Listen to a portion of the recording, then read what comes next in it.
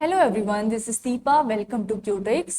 अभी तक ईवीएस में हमने 2022, 23 एंड 24 के पीवाईक्यूज का एनालिसिस किया है, जिसमें हमने देखा कि class third, fourth and fifth की एनसीईआरटी ईवीएस की उससे क्वेश्चंस पुट हुए हैं और साथ साथ में कुछ एसएसटी के टॉपिक्स भी पूछे पूछे गए थे, है ना। और इसी में जब हम पीवाईक्यूज के एनालिसिस कर रहे थे अपनी प्रीवियस क्लासेस में, क्वेश्चन के साथ साथ मैंने आप लोगों को टॉपिक्स बताए थे कि ये क्वेश्चन इस टॉपिक से रिलेट करता है। ठीक, तो यानी हमें उन सारे टॉपिक्स को उस सारे टॉपिक्स पे फोकस्ड रहना है, सारी चीज़ों को सही से क्लियर करना है, ताकि हम अपने ईवीएस में बहुत अच्छे मार्क्स गेन कर सकें। आज का लेते हैं फर्स्ट क्वेश्चन। पहला क्वेश्चन है, पर्यावरण वेट पर्यावरण अध्ययन के पाठ्यक्रम में पौधे और पशु को किस थीम के अंतर्गत उपथीम के रूप में शामिल किया गया है? In the EVS syllabus, plants and animals are included as sub themes under which main theme? तो ईवीएस सिलेबस में प्लांट्स और एनिमल्स को एज अ सब थीम किस थीम में मेंशन करा गया है? तो मेनली हम ईवीएस की बात करें तो हम 6 थीम्स की बात करते हैं। 6 थीम्स में अगर फर्स्ट जो हम बात करते हैं वो होते हैं फैमिली एंड फ्रेंड्स, यानी परिवार एवं मित्र। नेक्स्ट फूड यानी भोजन, फर्स्ट सेकंड। और थर्ड है शेल्टर यानी कि आश्रय। फोर्थ वाटर यानी पानी या जल। नेक्स्ट ट्रैवल यात्रा। Last things we make and do, चीज़ें हम जो बनाते व करते हैं। ये 6 थीम्स हैं ईवीएस की। तो इसमें पूछा गया इन 6 थीम में से प्लांट्स और एनिमल्स को किस में, कौन सी थीम में एज अ सब थीम रखा गया है? तो answer will be family and friends. Family and friends में यहाँ पे 4 थीम सब थीम्स की हम बात करते हैं, सब थीम्स की हम बात कर रहे होते हैं, जिसमें एक है, फर्स्ट है रिलेशनशिप, सेकंड है वर्क एंड प्ले, थर्ड है प्लांट्स और फोर्थ है एनिमल्स। तो प्लांट्स और एनिमल्स को एज अ सब थीम कौन से थीम में इंक्लूड करा गया है? Family and friends. Next question, Nepenthes यानी घटपर्णी एक ऐसा पौधा है जो मेंढकों, कीड़े मकोड़ों और चूहों को फंसाकर खा जाता है। यह भारत के किस राज्य में पाया जाता है? Nepenthes yani pitcher plant is a plant that traps and eats frogs, insects and mice. In which Indian state is it found? जैसे कि अगर मैं बात करूं इंडिया से बाहर, तो ये ऑस्ट्रेलिया, इंडोनेशिया, इन सब जगहों पे मिल रहा होता है। हमें यहाँ पे पूछा गया इंडिया में कहाँ, तो इंडिया में कहाँ मिल रहा होता है? मेनली मेघालय। ठीक है। और ये नेपेंथिस की अगर मैं बात करूँ यानी पिचर प्लांट की मैं बात करूँ, तो it is a carnivorous plant. Carnivorous plant यानी कि जो ये फ्रॉग, जो भी अदर जो भी एनिमल्स हैं उन पे फीड कर रहा होता है। स्पेशली ये अगर हम इसकी बात करें तो ये उग रहा होता है नाइट्रोजन डेफिशिएंट सॉइल में, यानी जहाँ पे N2 की जो का अमाउंट है वो कम है। तो नाइट्रोजन की डेफिशिएंसी वाले सॉइल में इसकी ग्रोथ हो रही है, और नाइट्रोजन की रिक्वायरमेंट को फुलफिल करने के लिए अपनी बॉडी में ये किस पे फीड करता है? फ्रॉग्स, इंसेक्ट्स, माइस एक्सेट्रा, इन सब चीज़ों को ये खा सकता है। तो नेपेंथिस कार्निवोरस प्लांट है, इंडिया में कहाँ पे मिल रहा है? मेघालय में। अनदर टर्म क्या है इसका? Pitcher plant. नेक्स्ट, नीचे दिए गए जानवरों में से कौन सा जानवर भालू जैसा दिखता है? दिन में लगभग 17 घंटे पेड़ की शाखाओं से उल्टा लटक कर सोता है और उसी पेड़ के पत्ते खाता है। Which of the following animals looks like a bear, sleeps for almost 17 hours a day hanging upside down from a tree branch and eats the leaves of the same tree? यानी भालू जैसा दिख रहा है और 17 आवर्स एक दिन में सो रहा है, उल्टा लटक कर सोता है, पेड़ के पत्ते खा रहा होता है। किसकी स्पेशलिटी है ये? है option C, sloth. Sloth will be sloth will be answer here. Next question पे जाएंगे। रेगिस्तानी ओक यानी डेजर्ट ओक एक पेड़ है जिसकी जड़ें पानी तक पहुंचने के लिए जमीन में बहुत गहराई तक जाती है। यह पेड़ कहाँ पाया जाता है? Desert oak is a tree whose roots go very deep into the ground to reach water. Where is this tree found? Abu Dhabi, Rajasthan, Australia, Ladakh. तो ये जो डेजर्ट ओक है जिसकी जड़ें पानी तक पहुंचने के लिए बहुत डीप जा रही होती है, ये पाया जाता है ऑस्ट्रेलिया में। इसकी जितनी हाइट होती है, हाइट का भी 30 टाइम्स, हाइट की भी 30 टाइम्स होती है इसकी रूट्स, जो कि मेनली उनका क्या होता है, मतलब जो जब तक वो वाटर को अचीव ना कर ले तब तक वो बढ़ती जाती है। तो 30 टाइम्स हम मेनली से बात कर रहे होते हैं। तो डेजर्ट ओक जो है कहाँ पाया जाता है ट्री? ऑस्ट्रेलिया में। नेक्स्ट क्वेश्चन, हाथियों के झुंड के बारे में सही कथन चुने। Select the correct statement about a herd of elephants. झुंड में केवल नर हाथी होते हैं। The heard consist of only mail elephants. नहीं, एक झुंड में 20 से 25 हथिनियां और उनके बच्चे होते हैं। A herd has 20 to 25 female elephants and young ones, mainly 10 to 12 हम बोल सकते हैं, फीमेल 20 to 25 नहीं। सबसे उम्र दराज जो हथिनी होती है वो झुंड की नेता होती है। The oldest female is the leader of the heard. Correct है, बिल्कुल। नर हाथी 20 वर्ष की आयु तक झुंड में रहते हैं। Male elephants live in the herd till 20 years of age, mainly 14 to 15 years तक की एज में वो झुंड में रह रहे होते हैं, उसके बाद वो अपने हर्ड को छोड़ देते हैं। Option C is correct. Next question है, मच्छरों द्वारा फैलने वाले रोगों का समूह कौन सा है? Which is the group of diseases spread by mosquitoes. तो ये है malaria, chikungunya, dengue. Malaria, chikungunya, dengue, ठीक है। तो ये तीनों जो हैं ये मच्छरों द्वारा फैलने वाले डिसीजेस हैं। Option B is correct. एक डॉक्टर एक मरीज को आयरन की कमी को दूर करने के लिए कुछ खाद्य पदार्थ खाने की सलाह देता है। वे खाद्य पदार्थ क्या होने चाहिए? A doctor advises a patient to eat certain foods to overcome iron deficiency. What should those foods be? वो फूड क्या होने चाहिए? आंवला, गुड़, हरी पत्तेदार सब्जियां, चावल, चीनी, आंवला, सेब, नींबू, चावल, हरी पत्तेदार सब्जियां, दूध, नींबू। ऑप्शन ए यहाँ पे करेक्ट है। जो आयरन रिच सोर्सेस हैं ये हैं आंवला, jaggery and green leafy vegetables. इसमें आयरन जो है इसकी मात्रा ज्यादा होती है। और आयरन की कमी से अगर हम बात करें डिसीज की, तो वो कौन सी डिसीज जाती है? एनीमिया, अगर आयरन की कमी हो गई तो, ठीक है, एनीमिया डिसीज हो जाती है। Option A correct. नेक्स्ट, निम्नलिखित में से कौन सा पक्षी कैक्टस के पौधों के कांटों के बीच अपना घोंसला बनाता है? Which of the following birds makes its nest among the thorns of a cactus plant?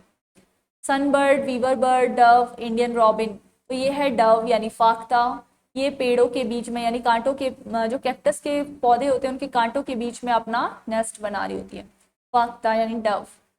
Next question, question number 9। Braille लिपि में मोटे कागज पर उभरे हुए बिंदु बने होते हैं। यह लिपि कितने बिंदुओं पर आधारित है? Braille script consist of raised dots on thick paper. On how many dots is this script based?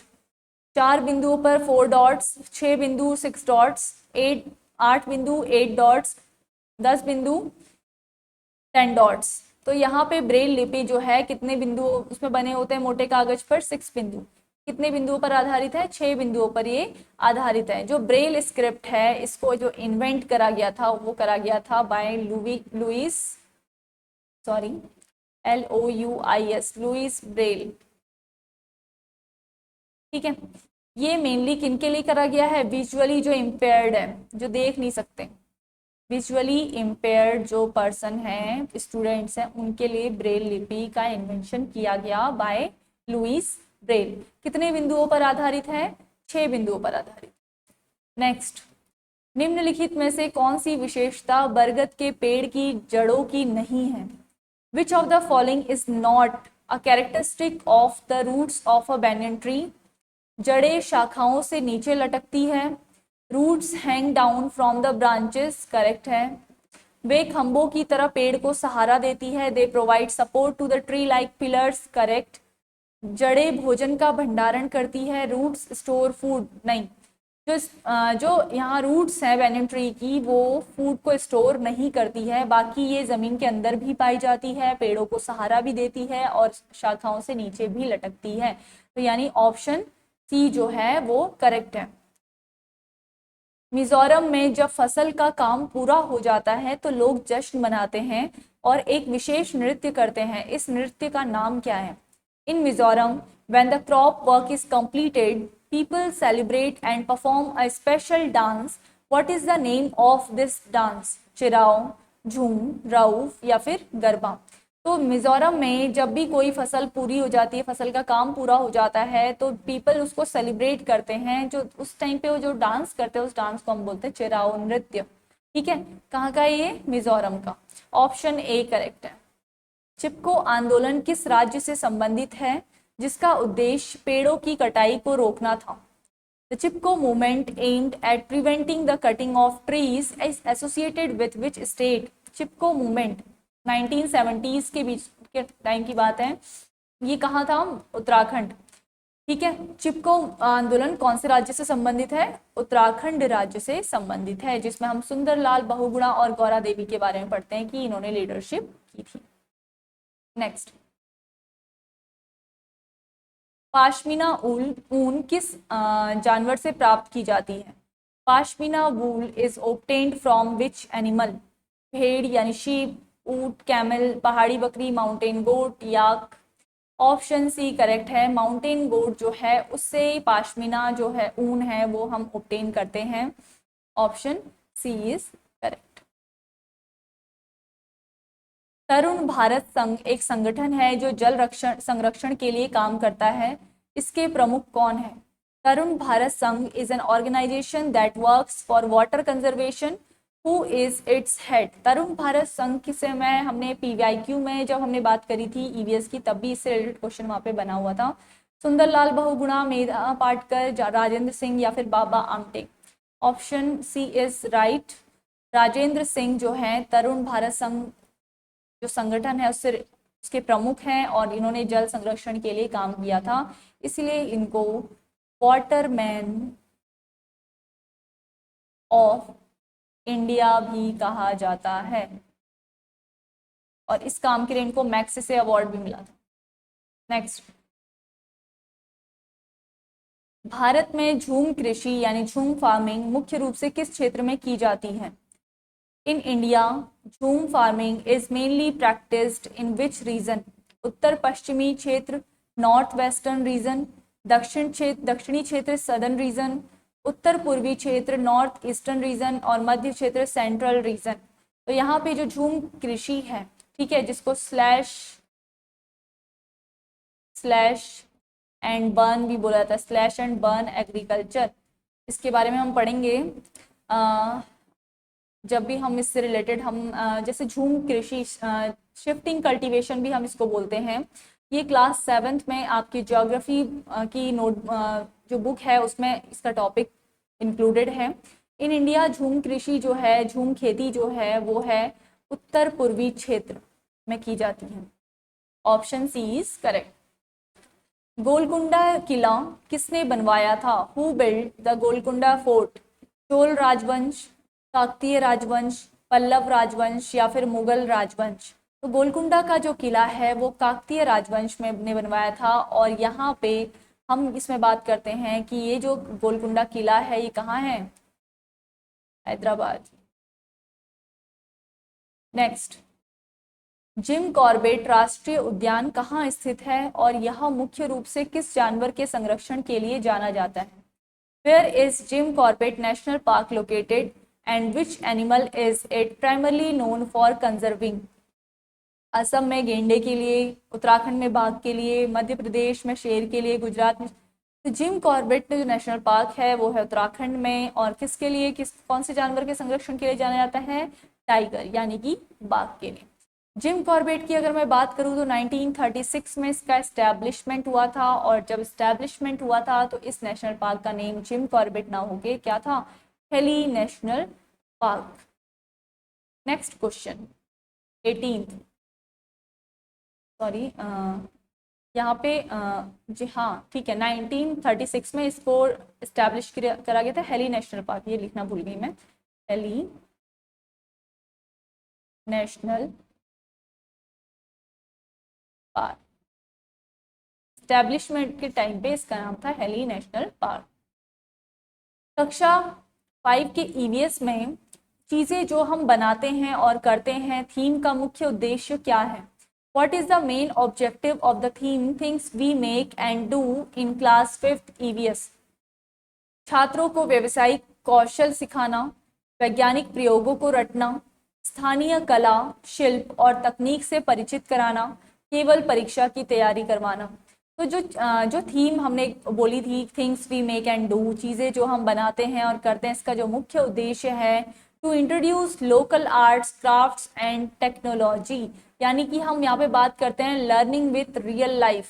ठीक है, रियल लाइफ एप्लीकेशन पे बात करते हैं। Option C is correct. पर्यावरण अध्ययन में कहानी सुनाने को एक प्रभावी शिक्षण रणनीति क्यों माना जाता है? Why is storytelling considered an effective teaching strategy in environmental studies? क्यों कहानी सुनाने को एक इम्पॉर्टेंट एस्पेक्ट माना जाता है, इम्पॉर्टेंट टीचिंग स्ट्रेटेजी मानी जाती है? यह बच्चों का मनोरंजन करता है, इट एंटरटेन्स चिल्ड्रन। यह बच्चों के संदर्भ के साथ जुड़ने और कल्पना करने में मदद करता है, it helps children connect with the context and imagine. यह कक्षा में अनुशासन बनाए रखता है, it maintains discipline in the class. यह शिक्षक का समय बचाता है, it saves the teacher's time. तो कहानी सुनाना एक इफेक्टिव टीचिंग स्ट्रेटजी इसलिए है क्योंकि ये बच्चों को संदर्भ के साथ जुड़े रहने और कल्पना करने में मदद करता है। एक इमेजिनेशन पावर उनकी बड़ी रहती है और वो क्या करते हैं, आराम से चीज़ों से कनेक्ट कर पाते हैं खुद को, ठीक है, कॉन्सेप्ट्स के साथ। तो ये हो गया आंसर ऑप्शन